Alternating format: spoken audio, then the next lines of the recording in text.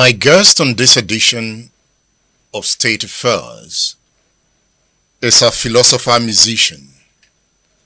Some call him the king of melody. He draws his influence from the traditional culture prevalent in oral poetry, theater, music, and folklore. My guest is beautiful Nubia. Beautiful Nubia, it's good to have you on State Affairs. Thank you very much. Nice to be with you again. It's been a few years. Eh? Yes. Yeah. And you are everywhere. Well, I try. Keep going, keep it going. In spite of everything, in spite of all the impediments, we keep going. The beautiful Nubia style is one style that is unique.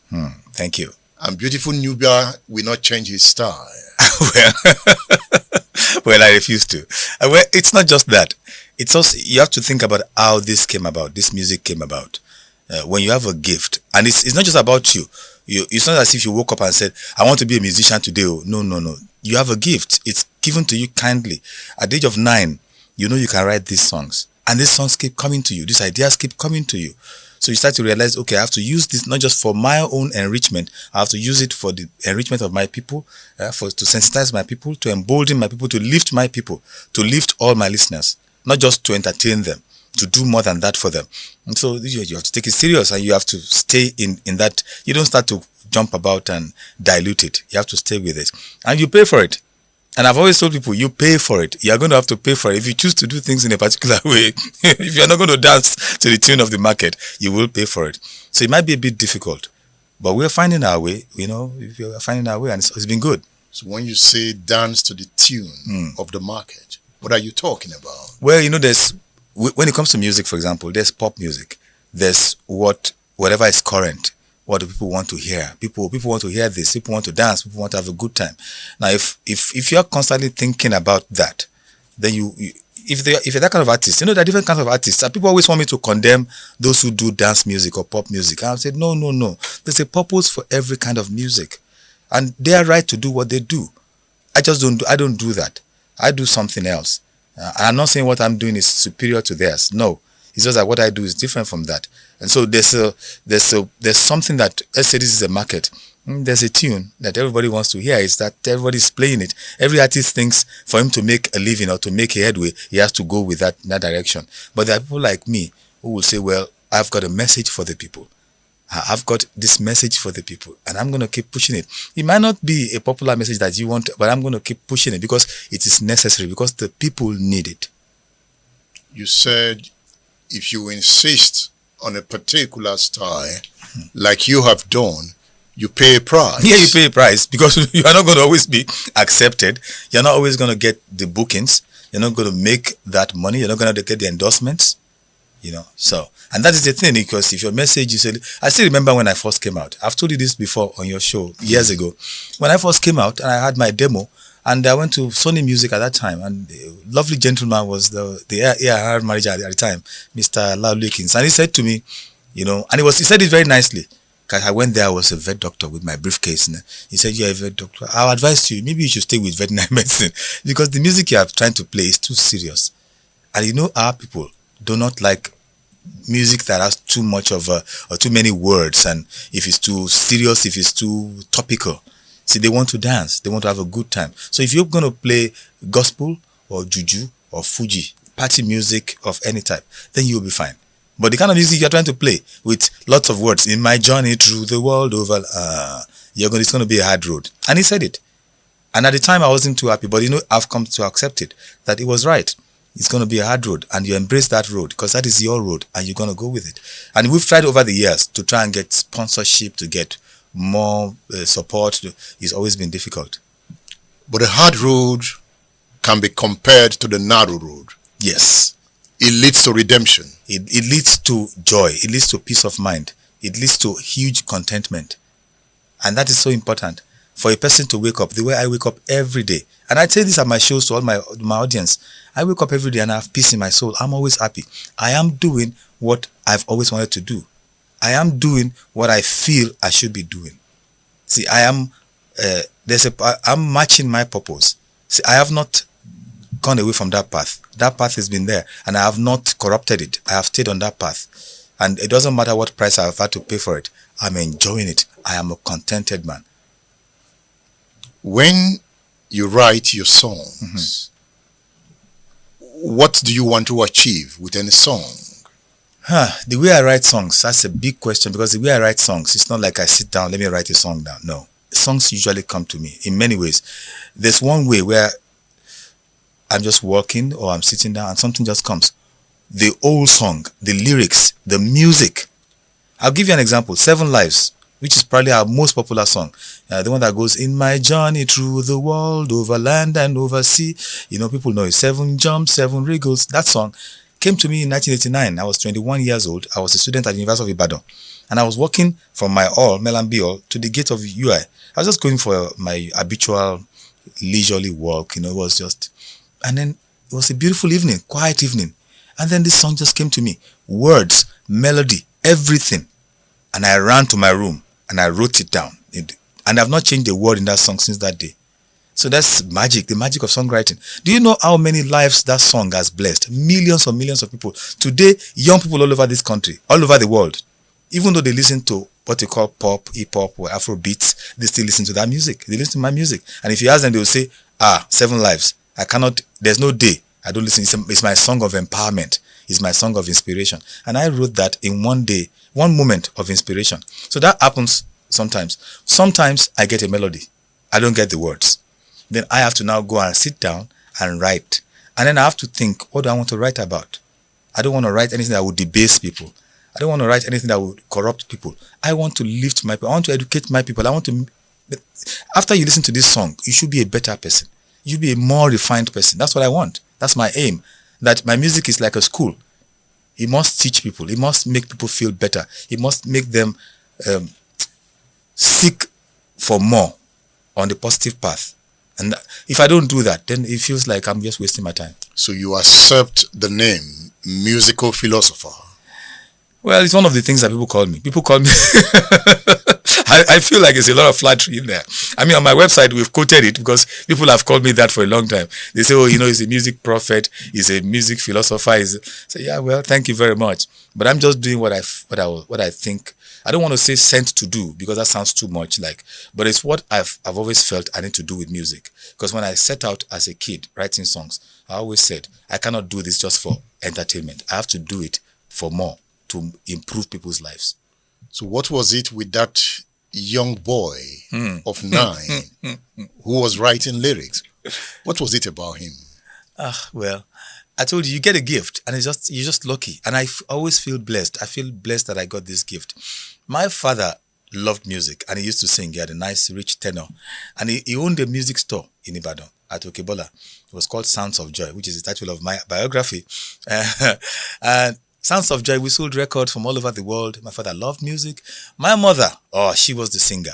But more importantly, my mother was a songwriter. And she used to write plays. But you see, my mother didn't go beyond, I think, maybe elementary school. Maybe. But she's a very intelligent woman. And she didn't take this to a higher level. Where she had the chance to display her talent or to use her talent was her church. And so she would write plays for her church. She would write songs for her church, for their festivals. And she would write, roll up these pieces of paper in her cabinet and I would go find it. Like, what is this? She's writing songs.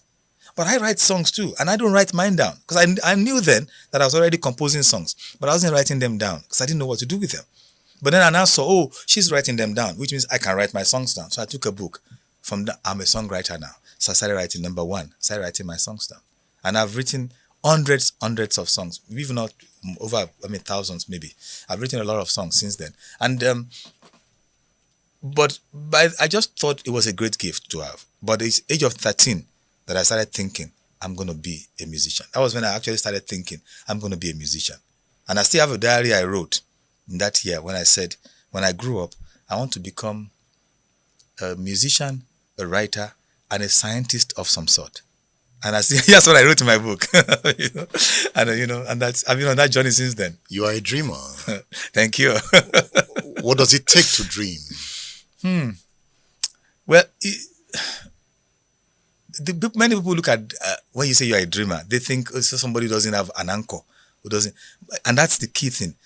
Dreams are anchored in reality, and that's the. If you don't have that anchor, you're just dreaming away. You're just wasting your time.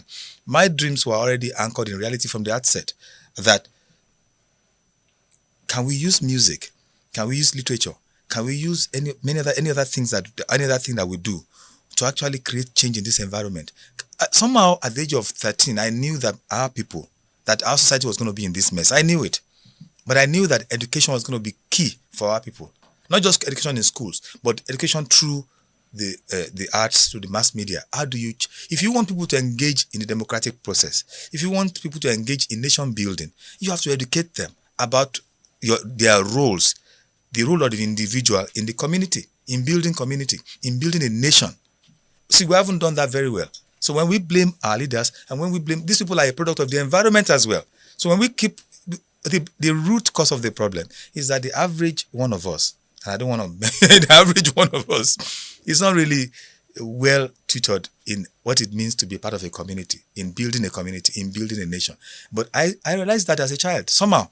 And everything, I was always thinking, I need to use my words. I need to use these beautiful songs. I need to use these things that I write to teach people, to get our people to the point where they can become tools for change, tools for growth, tools for development. You've always been conscious of your environment. Mm-hmm. And this reflects in your lyrics. Yes. That is why you are lyrically conscious.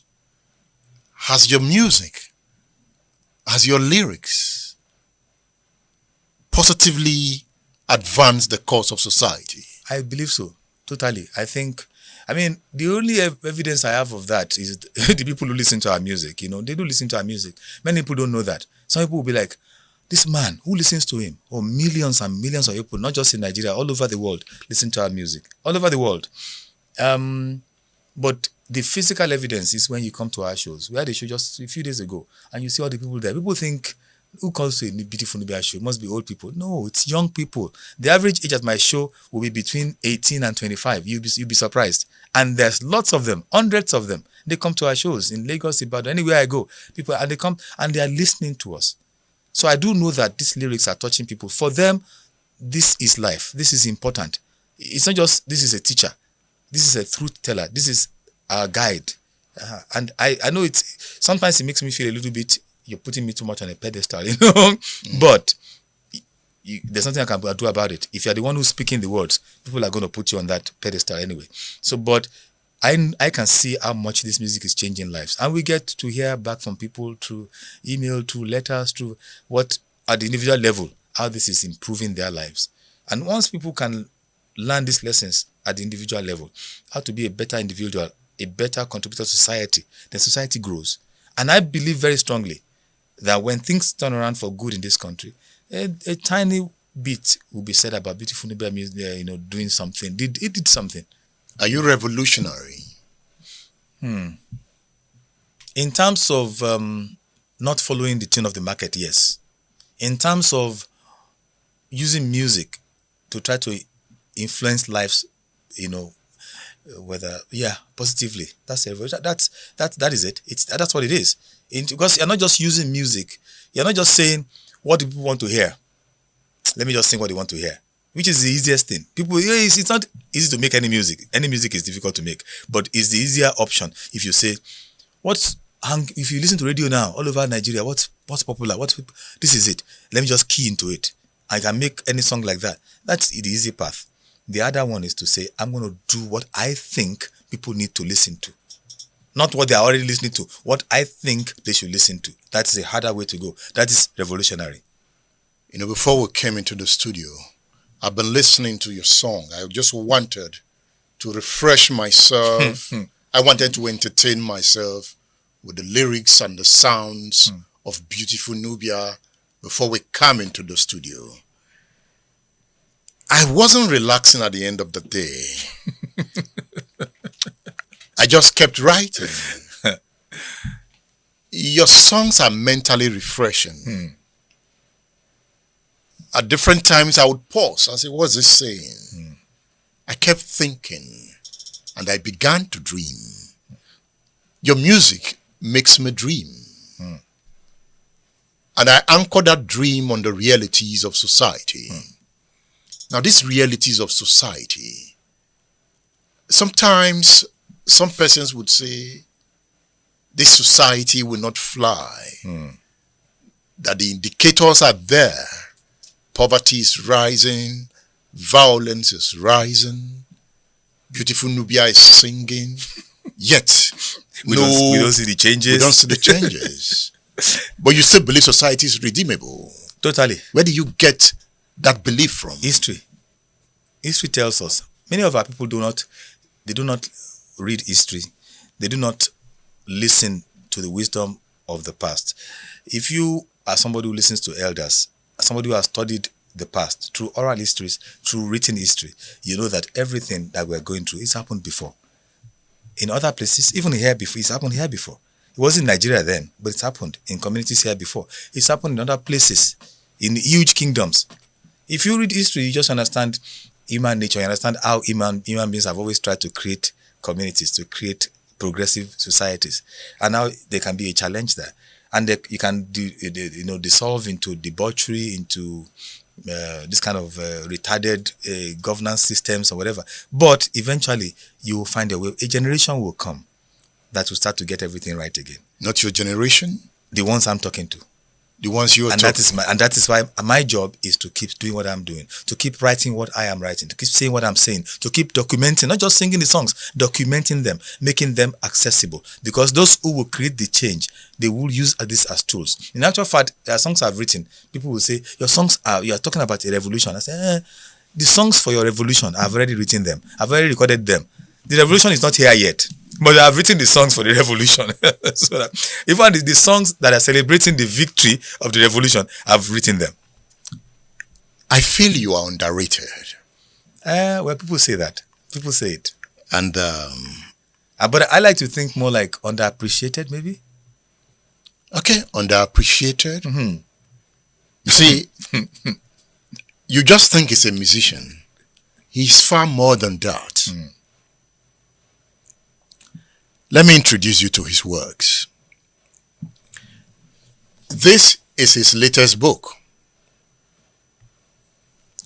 entitled Beautiful Nubia's Book of Songs.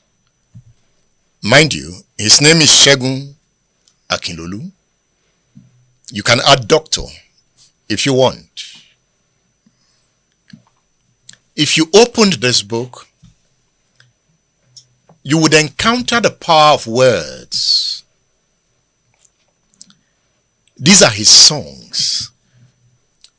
Now, these songs don't have beats, but it has rhythm. Back to Calm is one of the songs here. Well, he says, the earth is spinning on its axis, and the sun is beaming bright at noon. The rain is falling in due season, and I'm happy for those whose stalks are rising. You see, the road I walk is not easy. I hurt in places no one can see. Where do you hurt? Oh yeah, places no one can see. Can I see it? No one can see them one day. Why? And this applies to all of us. We all carry our silent scars and our hurts, people cannot see them. And if we choose to sing about them, if we choose to expose them, or we don't bring what hurts us. We do not bring our inefficiencies into this to inflict pain on society. We seek to resolve them within. We find a way to resolve them. And we can use music, we can use words, we can use other things to resolve. I find a lot of our people, a lot of the leaders we have, and that's why I understand them, that the pain they have, the lack that they have in their personalities, the hurts that they carry inside, they use that to inflict pain on others. And so when people understand that, they will stop hating those they are looking at us. All these people have destroyed us. If you understand that a lot of things go back to people's childhoods. And if you have a bad leader, go and check about his childhood. If you see a man who cannot love, who cannot care for his own people, who cannot do things that will benefit his people, you go and check how he grew up. You'll find that this is somebody who needs help. Not for you to be angry with them, it's for you to understand it and then say, in our time, we will try to do differently. We'll try to do better. Are you saying many members of our political class Yeah. need help? They need help. How do we help them? Well, by first letting them realize that this is where the problem is. Because many of them don't seem to understand. They don't realize it. Many adults who are hurting and who have brought their childhood abuse, the childhood traumas, and they've brought them now to reflect on their adult life.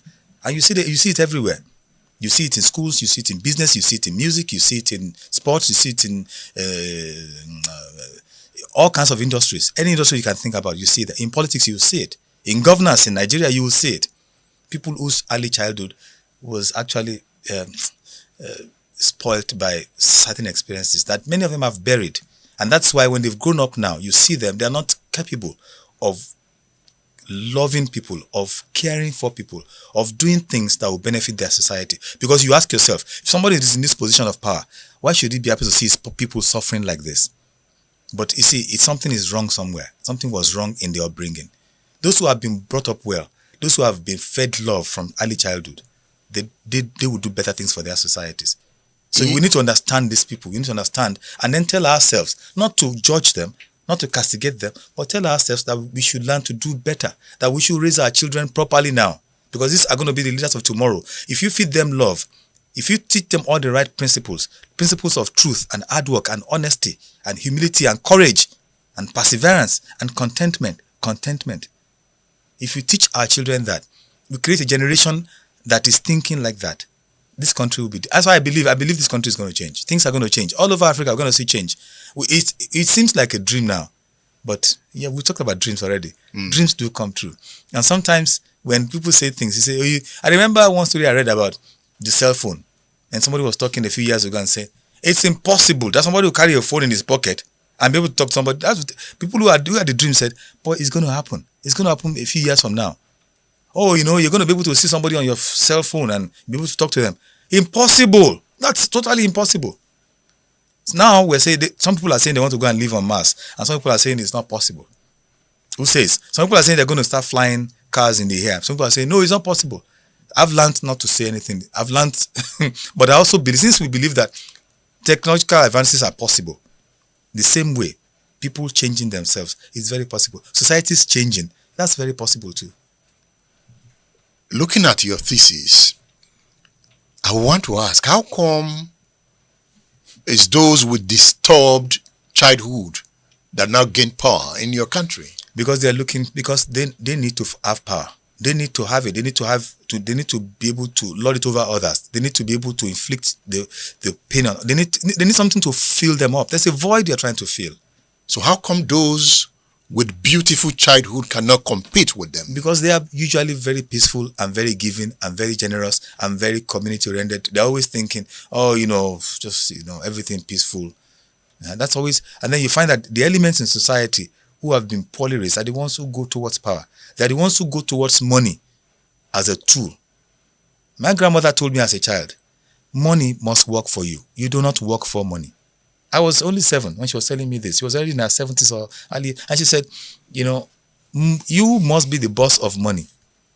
And I was like, what do you mean? She said, well, you make money to send it on errands. You use money to improve your environment, to improve your people, to help your people, to help people around you. That's what money is for. You send it on errands, it will come back to you. You send it forth, it comes back to you more. You do not sit on money and worship it like your God. You do not keep gathering it. You look at many of our people, they just gather all this wealth. They just buy all these cars. They just have all these houses. They're so scared of losing what they've got. Somebody has one car, he's afraid he's going to lose it. He buys a second one. Then he has 10 and he's still buying it because he's afraid. He's so afraid. That fear comes from early childhood lack, early childhood deprivation. When you've been deprived of love, of material things, of many of these things when you are a child, you say, one day when I grow up, I will buy the best car in the country and I will oppress everybody. But some of them are from wealthy homes. But they didn't have love. Or they didn't, because being from a wealthy, having money, it's not the same. We know how it is. You can have all the money. If you don't raise your children, they end up as deformed adults. It's the same thing. You know, your grandmother's words are so reflective.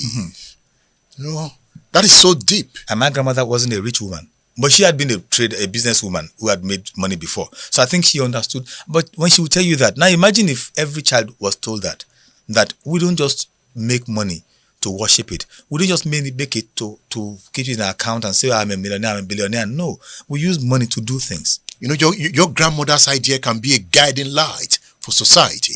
I'll tell you something else she told me.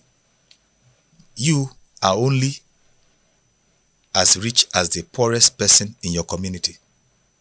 That no matter what you achieve in life, if your community is not doing well, you have not done well. And that's how I feel about Nigeria. Because I was born in this country.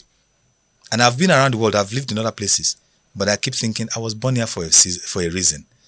And if my country is not doing well, if my people are not doing well, how can I say I have succeeded? How can I feel at peace? And that comes from what I was taught as a child, that you cannot separate yourself from your community. If your community is not healthy, then you are not healthy. Why did you compile your songs into a book? Well, because we make music that is very lyric based. Of course, there's a lot of beautiful melodies. I mean, we have a lot of beautiful melodies and stuff, but one of our key strengths is our lyrics. And these lyrics, just like you read one now, read on their own. You can just read the book. Yeah. So here in this book, we have lyrics to 255 of our songs. We have more than that. We only did 255 songs in this book. And these are songs that many people listen to them at home. And sometimes they don't understand the words, or even the ones that are in the local language, they don't understand it. But if they see a book and they can see the actual lyrics, then they can get the best value. You know, almost all radio stations starts the day with your song, Owuro Lojo. Bẹ́ẹ̀ni. Ojúmọ́ ti mọ́ ara mi ẹgbẹ́ra nílẹ̀ iṣẹ́ ti yá. Bẹ́ẹ̀ni. It's time to work. Sing more. Owuro Lojo ẹni máa. If you want to see goodness, you have to do your work. And it's not just kind of about, people think it's about the morning. What he's saying is that treat every moment as an opportunity to do something, to change. Right now we're talking, people are thinking, well, how do we change anything? Well, we start from now. We say, I am going to become an agent of change. Owuro Lojo, we can start now. We can say, I am going to become an agent of change from this moment. I'm going to embrace all these values that this man has talked about. And I'm going to become an agent of change in my own environment. And then hopefully we can build that change. And that is part of what that song is talking about. That any moment is the moment to do it. This is the moment to do it. Get going. Let's do it. We can do it. Rather than giving to lethargy, rather than giving to depression, rather than giving to this idea that, oh, it cannot be done. This country is done. It's gone. How can you say this country is gone? How many Nigerians are going to leave Nigeria? Many of us leave. Yes, many people leave. They go but how many people are going to leave this place? There's still going to be millions living here who have to live here. Are they not human beings? Don't they deserve a better life? Even if they themselves, if they don't know, we can be knowing for them. We can be showing them this is the better way to live. This is a better way to live as a community. And then we teach our people to get there. And I totally believe that things will change. I know that it sounds like the ranting of a deluded person. But history tells me, history is there, that things do change. I like to see the sun shining out from your eyes. I like to feel your love like the rain falling down. Something in the air when you do the things you do. You've got the magic wand, and I'm a slave to your rhythm. Yeah. This is oral poetry. Yes. Is that not what you do? Yes. You are a poet. Well, it's a title I've accepted. I've learned to accept it. Initially, I didn't, because I used to think poets were these people who wrote things that you couldn't understand. When I was a kid. And then when I was in my secondary school, everybody started saying, Segun, you know you are a poet. You write poetry. I was like, okay, I'm not so sure. But I've been able to actually write. I have a book of poetry that I've published. I've published over about 4 books of poetry now. I've done 3 CDs of performance poetry where I perform my poems, So I've done, I think I've accepted the title as it's fine. But I wouldn't call myself the greatest poet in the world, I like to think of myself more as a songwriter, Yeah, songwriter and poet, yes, songwriter. Beautiful Nubia. You picked beautiful and you added Nubia. What is beautiful? Imagine someone who is incapable of hatred, who sees another human being and does not, he can see beyond the face, beyond the faith, beyond the gender, beyond the social class. He can see, he sees just another human being who deserves his total love and sacrifice. And I said, that is the kind of spirit I want. That's the soul I want. That's the personality I want. I want to be that kind of beautiful person who is a blessing to everyone he meets. That's what I want. So I gave myself that name as a challenge. And I said, when people call you beautiful, they're like basically asking you, you're really beautiful? Then I have to keep working harder to make myself, what I want. I want that state of perfection. I'm not there yet. I'm working on it, But everybody around me says it. Doc, you're always trying to the best for everybody. You want everybody to be the best they can be. So yes, that's part of my name. It's part of what I am. I want people to be the best they can be. I want my society to be the best it can be. Nubia, the second part of the name. That's the nation. Everybody knows, most people know what Nubia is. The name of a nation of black people, dark-skinned people, who ruled the world about 2,750 years ago. They were the leaders of the world in what you call scientific advancements of those days. Metallurgy, astronomy, early medicine, even building all those pyramids that we have not figured out how they built them. They lived around the Nile. These people. So I'm not saying that they had anything to do with us as Nigerians. I just use that name because there's a point in history where those people were considered the leaders of the world. And they were dark-skinned people like us. They were the ones that everybody looked up to. The way we all kind of look up to Europe and America now. And these were people that everybody looked up to. They were the ones who then went around the world, basically civilizing people all over the world. And I tell myself, if once upon a time, people darker than us, or as dark as we were, could do this, then this color of our skin is not the problem. We have not always been colonized peoples. We haven't always been second class. We haven't always been the lepers of the human family. All this is very recent. If we learn to be more beautiful, to love ourselves, to appreciate the need to build honest communities, one day we can get back to that position of preeminence. I believe so. So today we talk about the fall of the Nubians. But the Nubians will rise again. Hopefully, if we do the right things. Is that where your hope comes from? Well, the history I talk about is more than that. It's more than that. The history I talk about is just the history of the world generally. Different communities. There were the Nubians, there were the Egyptians, there were all those, but different communities around the world. You could see how they could rise, and at some point there's a problem, they break down into little pieces. Those pieces at some point start to grow. Some of them have these growing pains. Nigeria has had all these growing pains. Think about how Nigeria was formed. It wasn't really formed in the interest of the people who live in Nigeria. It was formed in the interest of some business entities and in the interest of foreign governments. And now we've run this country since then. It's been in the interest of certain elements. It's not been for the people. The people have not really ever had a chance to have a say in how this country is. For example, I joke about it in the name. I say, when people say, so you believe Nigeria? And I say, yeah, well, I believe this country will become something. But even I will be happy if one day we decide to change the name to something that we all agree is more appropriate. Because I find Nigeria as a name, is quite dull. It's quite unimaginative. Nigeria. I don't know. You could do something more. You could have a more creative name for your country. But when we get to that point, and we're going to get to that point, we know the structures we have now do not work. If we are realists, we know the structures we have for this country, then the political structure doesn't work. But breaking up into pieces, some people say that is the solution. Break it up into little pieces. But what I've always said is, even when you break it up to little pieces, those little pieces will have the same problems that Nigeria has now. Because we haven't learned what it means to build community. We haven't learned what it means to build nations. See, when we learn that, we will realize that it does not matter how big your nation is, you can live together. It does not matter how many religions you have, you can live together. It doesn't matter how many ethnic groups you have, you can live together. And you can work together and build a powerful nation.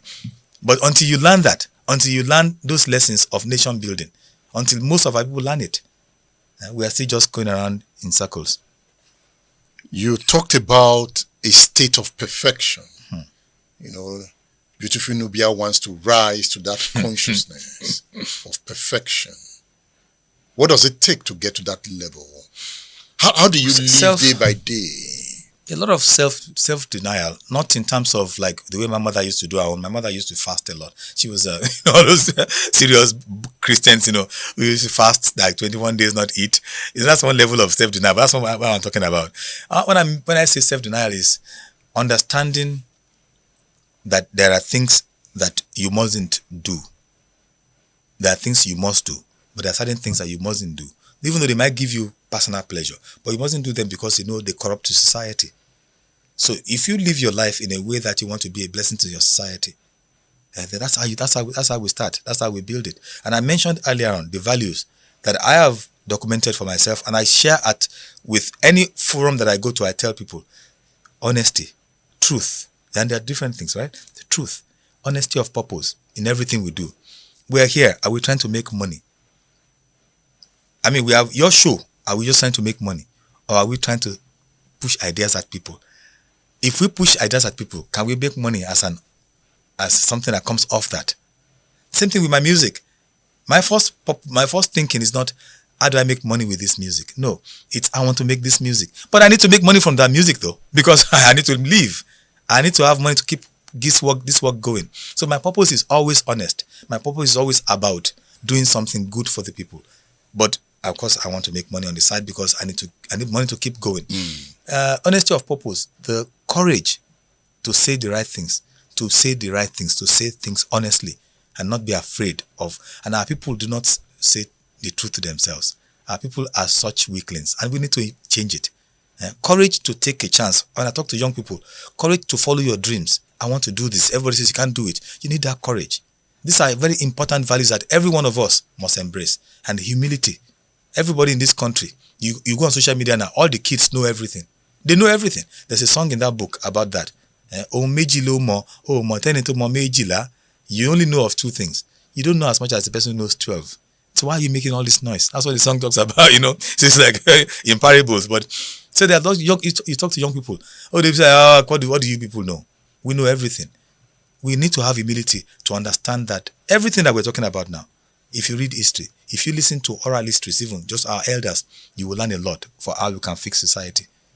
There are times I'm asking, what makes beautiful Nubia beautiful? Do you have moments of solitude? Yeah, every moment. I mean, even when we're on stage, I made a post a couple of days ago on social media about how sometimes when I'm on stage and I close my eyes, it feels like I'm in a dream.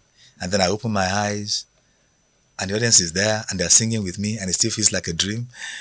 And that's not totally like that, but it's sometimes how it feels like, yeah, this is, in that moment, even on stage, I am in reflection. And so, whether I'm in public or on my own, I'm always in that state where I'm reflecting on things. I see things on the road. They give me a chance to think. I'm not just living this life for myself. And that's the key thing.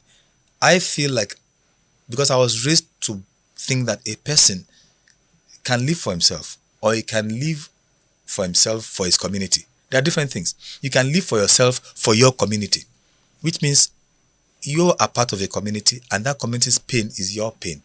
And so even when I go out, I'm in constant reflection. And there are times when I sit in my house and everything I've seen, everything I've read, everything I've experienced, then just suddenly just comes together.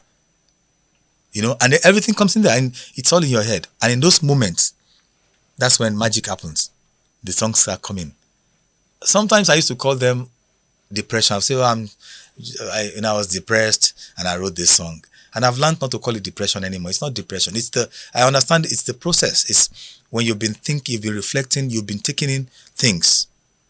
And then at some moment, it just goes through your body and it comes out. And what you actually feel is it's like you're depressed, as if you're very, very sad. And out of that, you're just writing. And you can write a very beautiful song, a very beautiful, positive song. Bouncy song from when you're feeling, then I'm like, okay, it's not that I'm depressed. It's just that it is the process of birthing these things, And so I'm a person who loves silence. I love quiet. I love moments of reflection. They are very important for an artist of my kind. Do you have a God you serve? A God you serve? Oh, yes. God. That's a very big question. I serve God in everything that I do. I've just said it. The definition of God is different from person to person, from community to community, right? But what they're all calling God is that thing that is perfection. That is what we are calling God. And sometimes, because of our religious differences, because the religious beliefs, we start to think, we'll fight ourselves. But I always tell people, but look at what you're calling the concept of God. And that is, we're talking about perfection. That's why you're calling holy. You're calling that thing beyond corruption, incapable of corruption. That's what you're calling. And that is what beautiful is about. That's what I'm trying to reach. That's where I'm trying to get to. The point where I can feel like I have been on this journey. I was put here. I'm on this journey. And every day I'm realizing what weaknesses I have or what temptations I have. Can I fight my temptations? Can I fight my weaknesses to reach a point where I can think, okay, I know it's probably impossible for a human being to achieve it, but we have to be on that journey and try. If we do not try, then what happens is we start regressing. Is your mind your God? I wouldn't say that. I wouldn't say... So is there a supreme being, being you look up to? Not in a religious way. Not like, there's religious dogma, there's religious practices where somebody says, like I was born to Christian parents.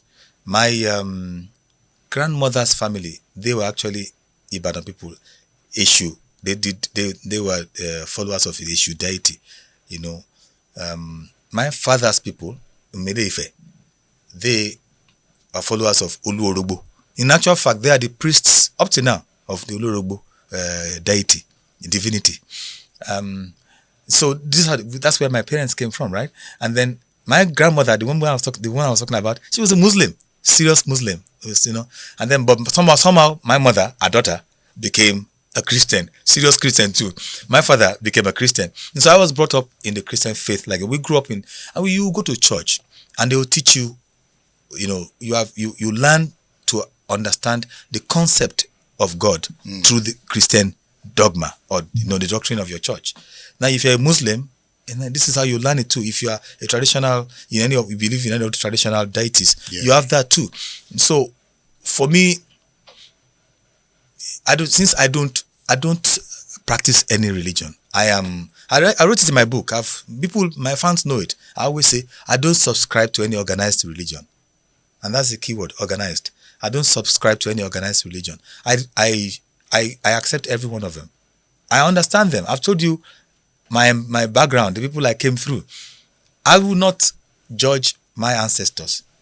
My great-grandmother, who was an Eshu follower, or my great-grandfather, who was an Oluorogbo devotee.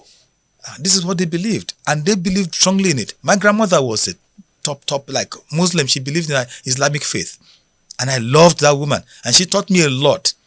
My mother, firebrand Christian. So how can I then say Christianity is bad? No. This was good for them. This was good for all of them. They created this person. I came through them. This person who's able to look at all of their beliefs and say, I understand you. And you're all welcome in my world. But I don't practice any of that. Your third album, Jangbala Jugu, was a hit. Yes. But that was when I got to know beautiful Nubia. Yes. Did that album make you rich? Well, on paper, it should have made me rich. It should have. And I'm not bitter about it.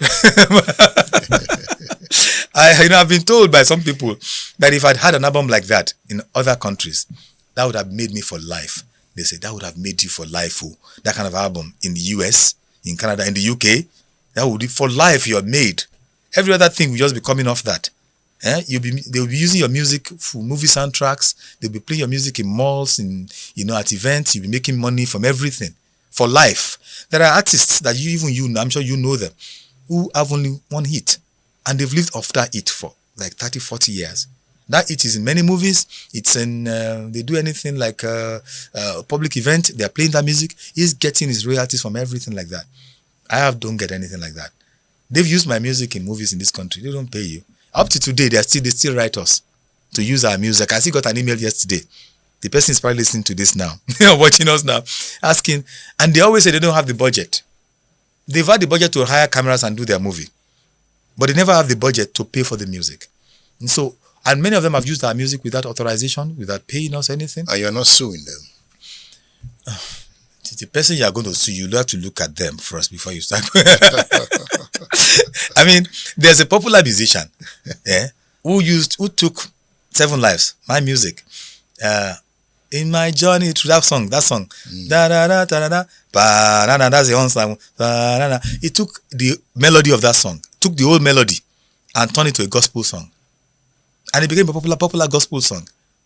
And his position is that he didn't take the words; that all he took was the melody and the rhythm. So there's no plagiarism there. So there's no copyright infringement there. So he owes me nothing. See, and this is how our people think. So when you hear that, you be like, how can you fight with someone like that? That's ignorance. Ignorance on display. These are big names. And he's so ignorant about copyright laws. Where am I going to start to fight that one? No, it's not worth it. Then you just think it's not really worth it. How much are you going to give? How much are you going to pay me? Where I should have made my money was when our music became so big. When the Wuro Rojo was being played everywhere. I didn't get a dime from any radio station in this country, did I? No. Some of them will say, at one point, I petitioned Radio Lagos. They played our music a lot. And they said they were paying money to some collecting society, bulk. But they said they used to give them their, the playlist or whatever. They used to give them that thing. But they didn't pay them based on artists. They paid them a bulk sum and then give them, these are the artists we are playing, and this is how much you are playing them. But I never got any money from that. So between the so-called collecting societies, who we don't know we don't know what they do. We don't know. All I hear is that our collecting societies, they have nice offices. The people who work there or whatever, they have good lives. Yeah, I hear that. But the artists, I don't know. Some artists, if they give them 15,000 naira, they're happy. But I feel an album like that, it should have made. And some people will know what they do in Nigeria. They push the blame back of it. It's your fault.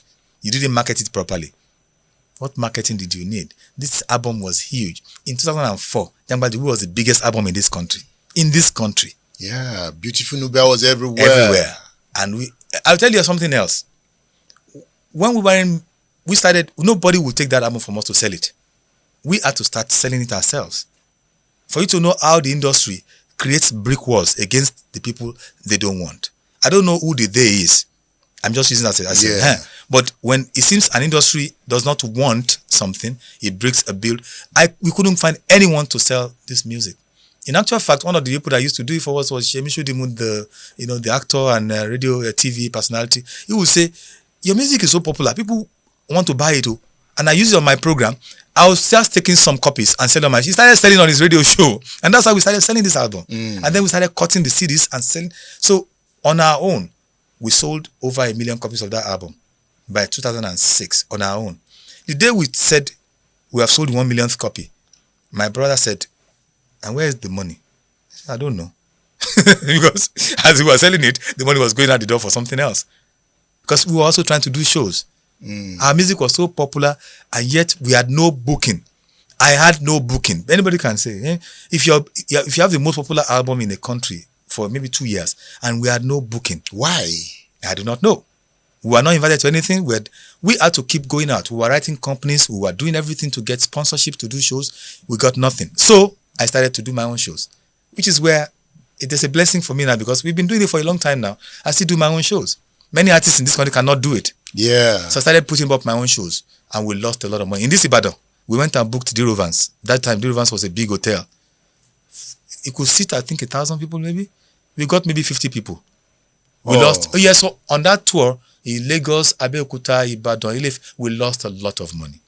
So this is what I've been doing for years, and I was always losing money. Is it that Nigerians don't want to listen to conscious music? Maybe just the industry just wasn't set up for people like me, for our kind of music. You see, up to now, people will say, we want to book you for an event, and they don't want to pay enough money. They say, oh, if you come there, people will give you money. Say, we cannot operate like that. See, there's a concept we need to get to our people. Music is work. It's not playing. It's work. It's like the way when I used to be a veterinary doctor, and you say, Dr. Akinlolu, you come to me, you respect me. You come to my office, you respect me. You don't treat me like some nonsense person in my office. No, you come in. If you go to see a doctor, for example, for your health, you respect them. People don't respect musicians. No matter how rich a musician is, they just look at them, he's a musician now. you can have all the money. You can be the most popular musician. People just treat you like it's not anything. He's a celebrity. But I've been saying the musicians themselves, and I've been telling them every time I've met, everywhere I've gone, I tell musicians, you don't package yourself in a way that people will respect you. People must see that this is a job. This is what you do for a living. Then they will respect you. Then they will respect it.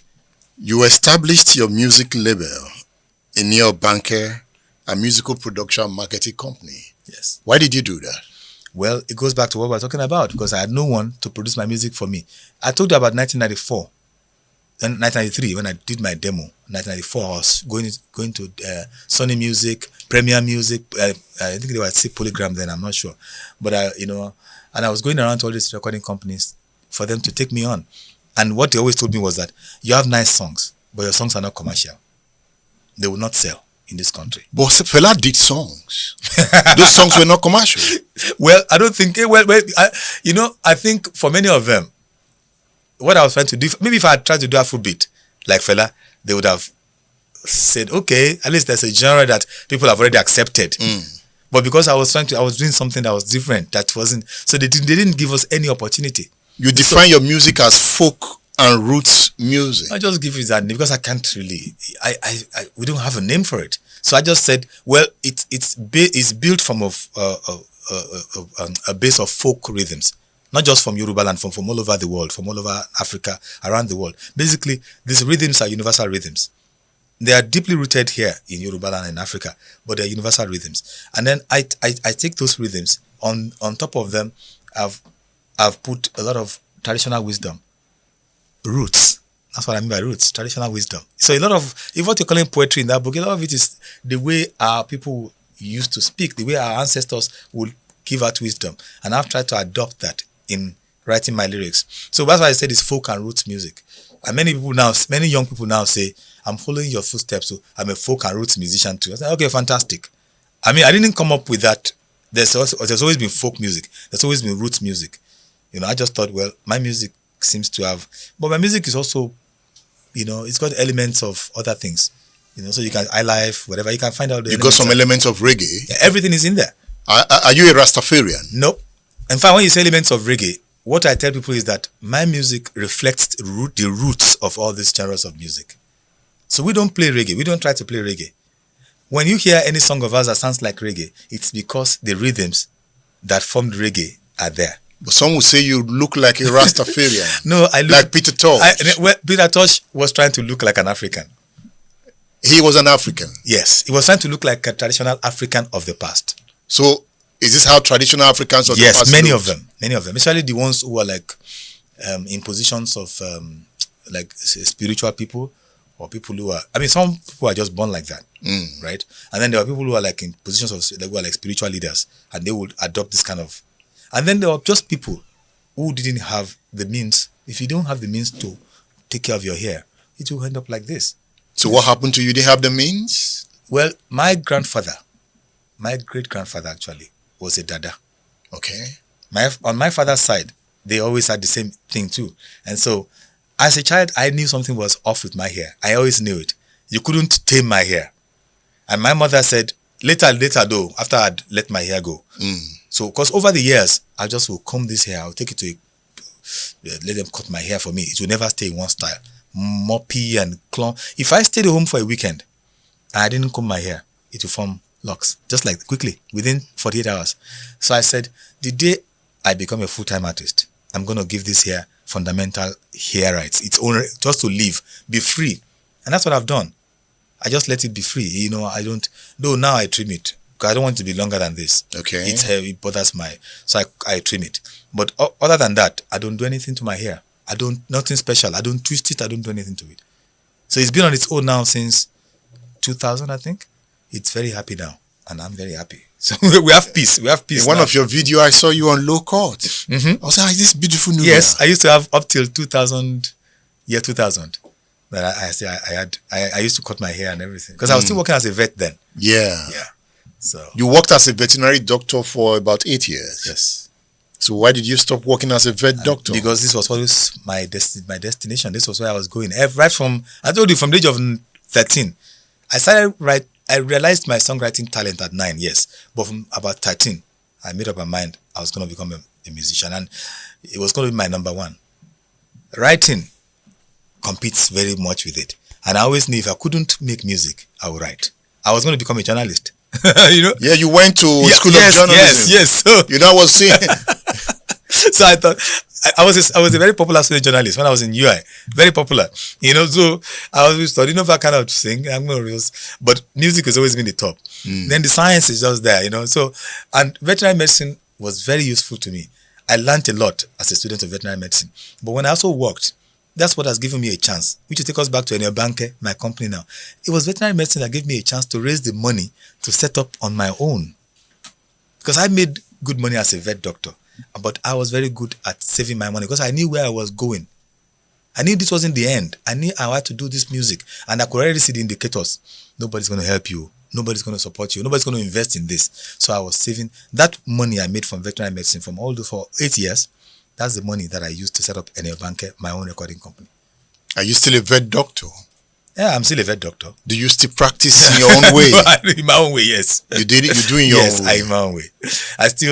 I do things for people. I support people here and there, you know. And I also have my little bits of livestock production. So I have a little thing in there. So, but I'm not what you call a full-fledged vet anymore. No. The Roots Renaissance Band. Yeah. Renaissance. Why Renaissance? Well, you know, when I formed all these names, I was still very young. So I was just...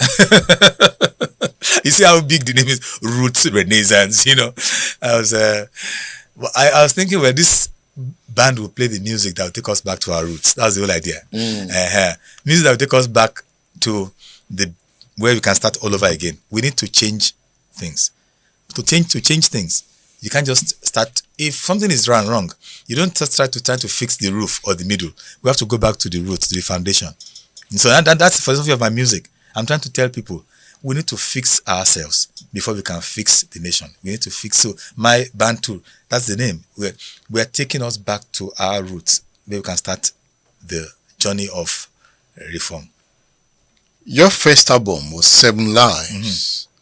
1997. And your second album, Voice from Heaven. Yes. What voice did you hear from heaven? Well, you know, that song, I actually wrote it. We were talking about NIJ earlier, Nigerian Institute of Journalism. I was a student there at that time, and I was bored. I was in class, I was so bored. And I was sitting in that classroom one day, and I just had this vision. Sometimes that's how songs come to me. I had this vision of a recumbent fella. He's just there on a hill. He's sitting down. He's looking and saying, Jah, what is my mission? I've got to have a vision. Life is such an illusion and everything is in vain. I've got to make a decision on my present situation. So I'm waiting to hear your voice, something in the voice. I'm awaiting the voice from heaven. That's where the voice came to. I'm awaiting the voice from heaven. So I wrote that song in the classroom. In that energy, I wrote the song in that classroom. So sometimes that's how inspiration comes. I wrote the song right there in the classroom. And so when I was going to make the album, I decided Nigerians like things that have to do with religion. Just put voice from heaven. Maybe they will buy it because they will think it's gospel. Did they buy it? I don't think so. I mean, I wasn't that well known then, but that was the album that actually made me somewhat like that gave us the first. Jambal Jugu made me a household name, but Voice from Heaven was the first one that got my name out there, where people are now writing about me in newspapers, because it was that album that had a song called Baba Eledumare. Jowo Baba Eledumare. Wasure Funwa was very funky, very upbeat. We made a very nice video for it. It was played on TV, but it also got us a nomination at the Kora All Africa Music Awards, which was a big deal in those days. And getting that nomination at the Kora Awards, everybody was writing about me. You know, Guardian, This Day, all the newspapers, they were writing about me. I still remember the story in This Day. They said, this guy who is a virtual unknown in Nigeria, is the only one who has been nominated for awards at the Kora Awards this year from this country. Who is beautiful? I thought, fantastic. This is the first time journalists are writing about me without me inviting them and giving them a brown envelope. This is the first time they're writing about me. And then with the videos being played on TV, I will not be going on the road. Somebody will say, beautiful Nubia. I say, hey, didn't they know me? Oh, that was the beginning. So did you enjoy the fame? I do not enjoy fame that much. I'm sure you understand it too, right? Yes. Fame has its good side and bad sides. Sometimes it gets you out of trouble. It gets you out of tight situations sometimes, beautiful Nubia, beautiful Nubia, VIP section in the airport, you get those kind of things. Beautiful Nubia, let's upgrade you to business class. You should be buying business class. I don't have the money for it, but we'll upgrade you because you are beautiful. So you get those kind of perks. But then the privacy part, when you are famous, then someone like me who loves to go for my walks. I don't joke with my walks. I love to walk a lot. I love to be with the people. I want to go to the market myself. I want to do normal things. I don't want to become this person who is a slave to his own fame, who has to dress in a particular way to go out. I met an artist one day. I won't mention his name. And I said, is this how you are all the time? Because you are meeting me privately. And he's got all his chains and everything. He said, Baba, this is it now. I don't know who's going to come. I don't know who I'm going to meet. So I have to be this person. Because people expect, I said, luckily I'm not like that. Because I go anywhere I want, I wear what I want. And I know many people may not like it because they feel like, Papa, I thought this man is supposed to be something. But so that's the part where I don't really enjoy the fame. I don't like the fact that he exposes you too much, that sometimes he tries to take away your privacy. But if you do what I'm doing, if you do it, you can't complain. It comes with, that's what it comes with. You write so well. I have read part of the Citadel Blues, a novel. I was asking, is he a better writer than a better musician? This is one of beautiful Nubia's books. Citadel Blues, a novel. Beautiful Nubia is a beautiful writer. Thank you. It's a book you should read. You wrote fiction here. Yes. You wrote about Chike. Yes. Are you Chike? No. This is totally fiction. This is the story of a young guy who's, he's an idealist. He sees everything as, the world is perfect. 1 + 1 must be 2. Then he gets into university. Then he gets into trouble. He falls in love with a girl. There's romance. There's a lot of romance involved in the book, but there's a lot of politics. He gets involved in student politics. There's, upheavals at school and things like that. Eventually, he starts to learn about himself, about people, about what it means to be in a society that is corrupt, that is not totally well balanced. It's the story of Nigeria as well, but it's not a story that's bitter or that's going to make you feel on edge. It's a very enjoyable. Lots of young people have read it and they love it. And what they always ask me is, where is the part 2? Why haven't you written the part 2? I say, you think it's that easy to just publish, It's not easy to publish. But they keep asking me. I wrote this in 1992. So if I'm going to write a part 2 now, how many years later? It's not going to be the same. It's going to be different. But I wrote that. It took me just 2 weeks to write it. You talked about romantic experiences here. Are you romantic? My wife doesn't think so. My wife says, you sing all these beautiful romantic songs and you are the most unromantic man. Oh. No. What she means by that is that you don't remember birthdays. You don't remember anniversaries. You don't really buy gifts. You just like in this cloud. You're just living your life in this cloud. They say, oh, it's Mother's Day. You're like, oh, wow, it's Mother's Day. That's fantastic. What do you do about it? You don't do anything about it. You don't say, oh, I should give somebody a gift. You're not. So I'm that kind of person. As I'm working on that, I try to say, but then she's also the one who will tell me, but you see, your essential nature, you shouldn't change it to satisfy anybody. That is who you are. You are romantic in other ways. You are a romantic, so you're not romantic in that physical way, but you're a romantic in your head, and that's what's more important. If you aren't a romantic, you will not play the kind of music you play. You will not write the kind of books you write. We tend to look at romance from the point of view of sexual attraction. Yes. But a romantic is the kind of person who will write books that bless people, that enrich people's lives, that lift people. A visionary leader is romantic. Romantic. It's somebody who wants to see the best for his people, who has an idea. Hopefully, he's not just an idealist. His idealism is rooted in reality. Because we do need those people who are, these are ideals that we need to, but there's reality about things. And I think that's where I've gotten myself to a point where I can understand, if I'm not careful, you don't want people to see you as just a guy who talks about, the ideal this, we can do this, we can do. No, my expectations are also balanced by our realities. So we can conclude that beautiful Nubia is romantic. Thank you very much. Some people wait till they are 80 to write their autobiography. So why were you in a hurry to write an autobiography? Well, this was published when I turned 50. Just 7 years ago. Sound of Joy. Sounds of Joy. Sounds of Joy. You can see the picture there. That's me as a 4-year-old. Yeah. Beautiful looking boy, eh? Life has happened to me. Look at my look at that fresh face. Sometimes I look at that boy, I say, look at that boy, eh? This beautiful This is Segun. Yes, this is beautiful Nubia. So at the time luckily I can write. And I've always said, any artist who can write his own story is very blessed, is very lucky. Do you know how many artists we have who never had a chance to write their own story? And we heard their stories from different angles, from different perspectives. And some of it is embellished in a nice way. Some of it is embellished in a very bad way. Then they distort the image of that artist. And I've met some of them. And there are people that I've met, older artists that I've encouraged, you need to write something. If you can't write it, I will help you to write it. And I'm engaged in one right now, helping a gentleman to try to write a story. So I said, the world needs to hear these stories. We need to document them.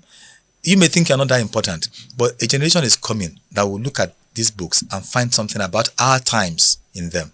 And so I wanted to write about my journey from when I was born till when I released Jangbala Jugbo. Many people don't know what that album meant to me. I was 9 years old, daydreaming.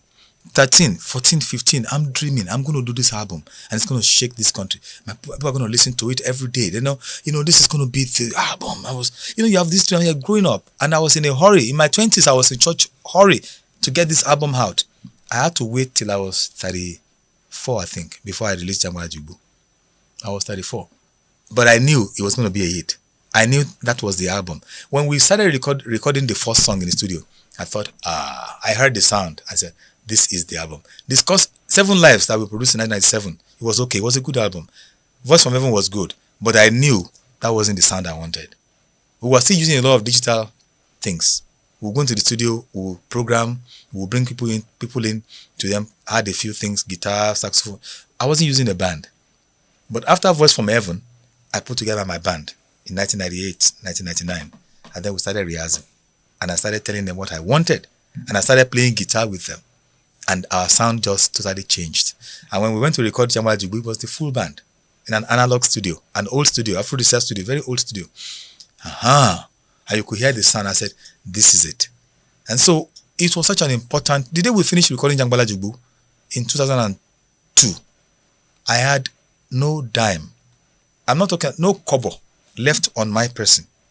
I had nothing left in my bank account. I had nothing. In this world, I had no money. Everything was gone. And I'm not joking, this was it. I had nothing left in my pockets. I had nothing. But you don't know the joy I had. Because I had, in this book, you see a picture. There's one picture there where I'm holding the bag that contains the masters. I was holding that bag. There's masters are in there. And I'm like, I've done it. I've made this album. Nothing beats this. I was so happy that day. And so, this was why I wrote this book. To trace my journey from when I started dreaming to when I did it. So that any young person who reads this, any human being who reads this, can realize they can do things. It doesn't matter when you start.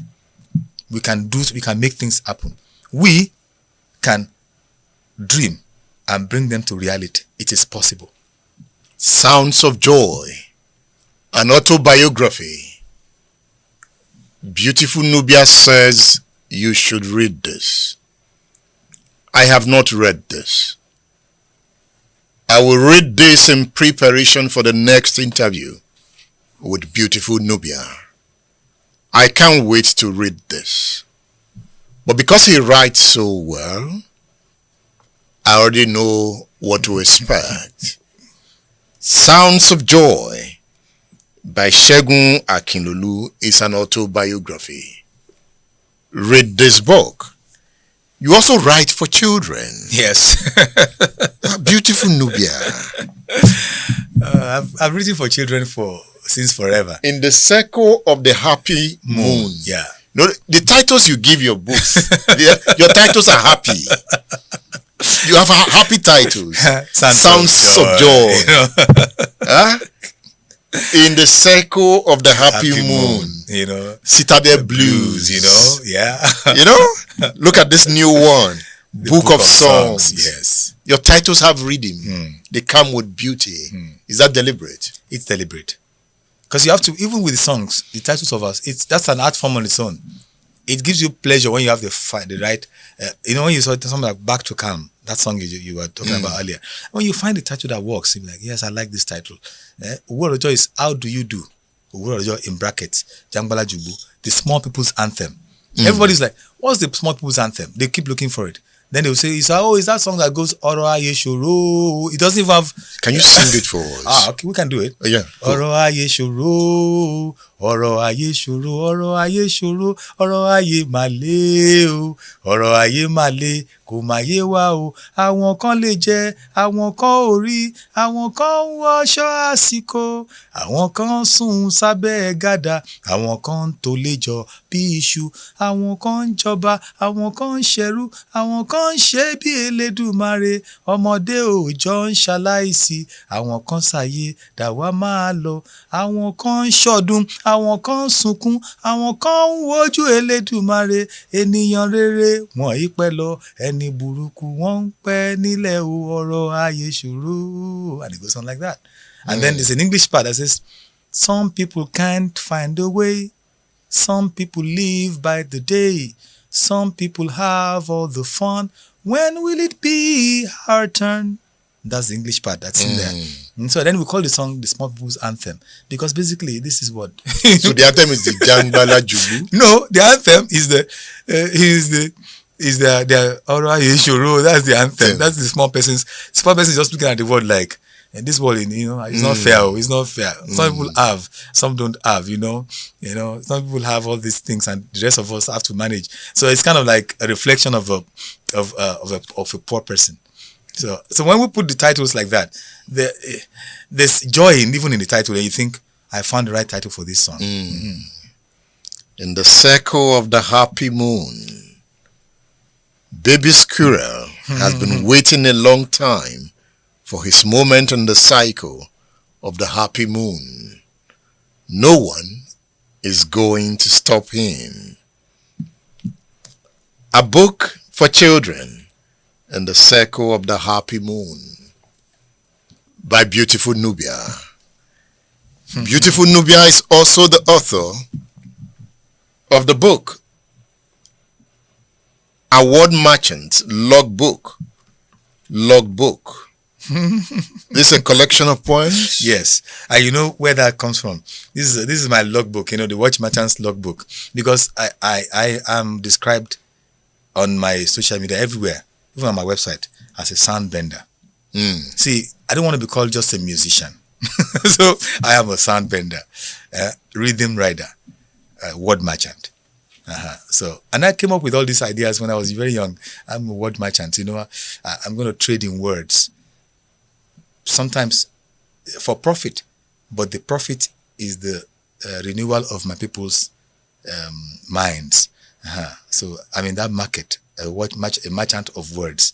And so this is a lot of my poetry written over the years. This is my 4th poetry book. Emutan. Thinking about you. Yes. Here in this struggling monument, I have only 2 wishes. A good lunch on Tuesday, a warm kiss thereafter. You are romantic yourself. You've been picking all the romantic.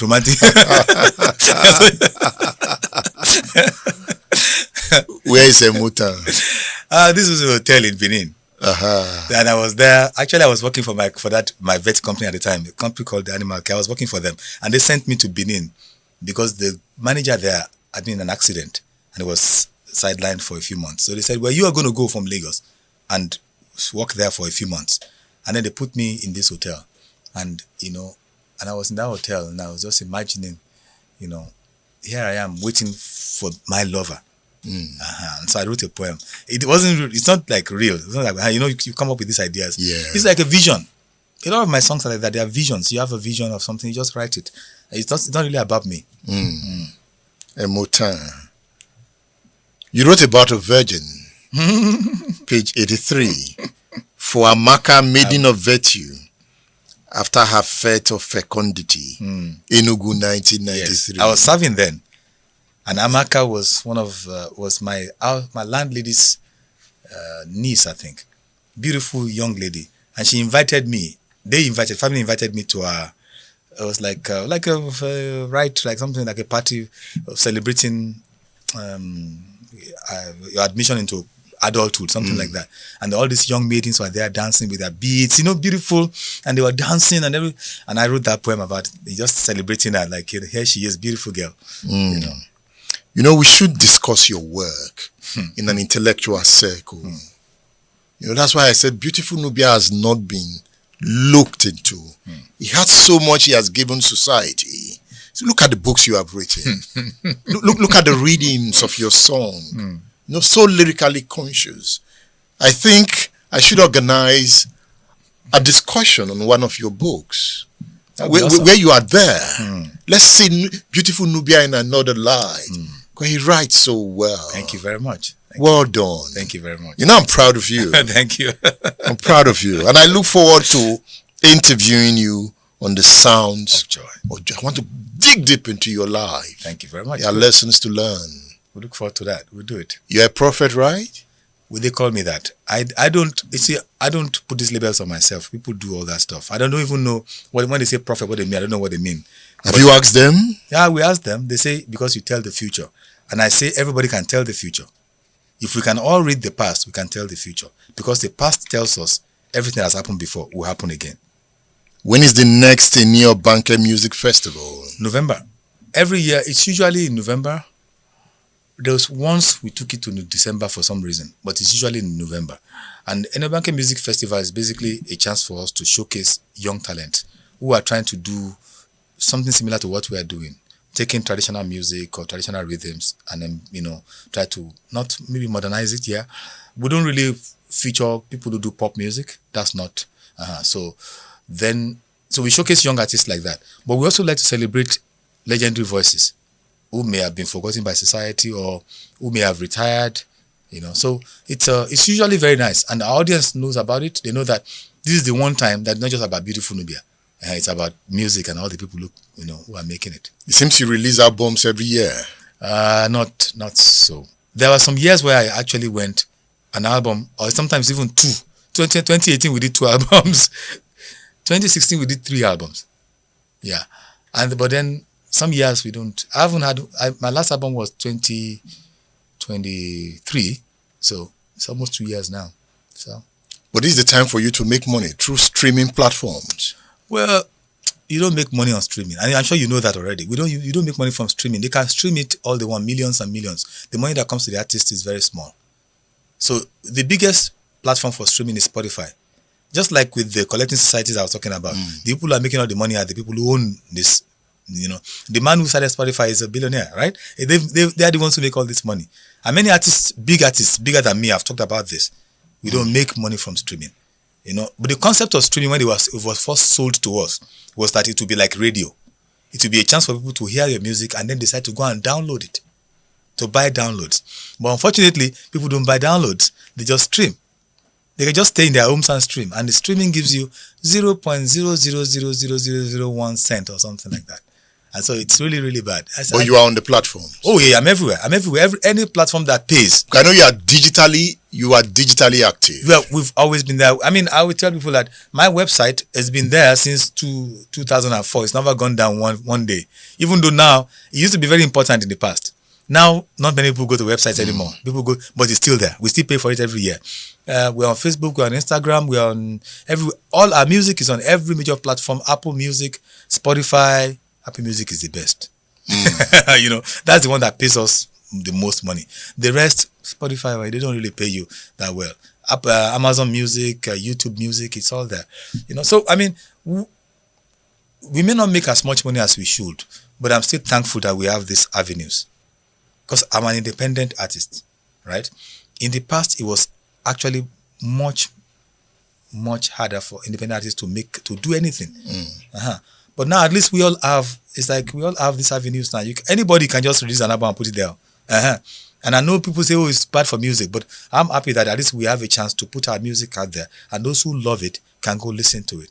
But where you make your money is from live shows.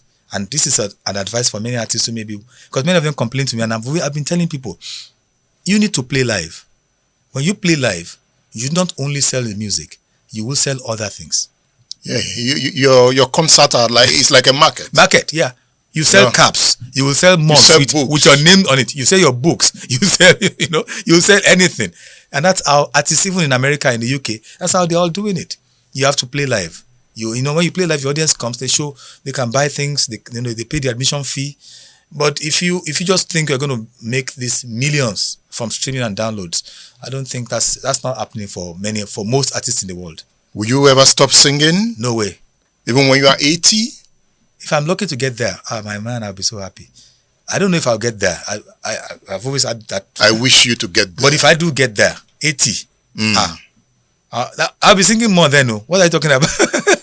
Because then you'd be like, I'm on my way out. So I got to take every chance. I don't think I'm at that point where I start thinking I'm on my way out yet. I'm just 57, so I'm still thinking, I'm young, But I think when I turn 70, then I might think, okay, we're on the way out now. So we got to really go into overdrive now and do as much as we can and do, I'll be happy to do this till the moment I drop. Do you think of death sometimes? I think of it all the time. You're not scared of it? No. And that's why I say I think of it. I've never been scared of death since I was a child. Because I was raised by people who told us about all these things. That in life, it's there in all the religious books. In life, you're in death. And because you do not know what's going to happen the next minute, that's why you have to do all the right things in the moment. That's why you have to enjoy everything you do. That's why you have to enjoy every moment. Instead of just saying, I'm working to save it first. No, you have to enjoy the work, enjoy all your exertions, enjoy the problems when they come, enjoy the impediments, the challenges. And that's what I've been doing. I've been enjoying every bit of this journey because I'm not afraid of dying. I'm not afraid. If it comes, it comes. That's it. But I know that if it comes anytime, I will be able to tell myself, I have done my bit. I have used my gift, the gift I was given. I have used it judiciously to the best of my ability and for the enrichment of my people. Beautiful Nubia, thank you for featuring on State Affairs. It's a pleasure. It's always a joy. Thank you.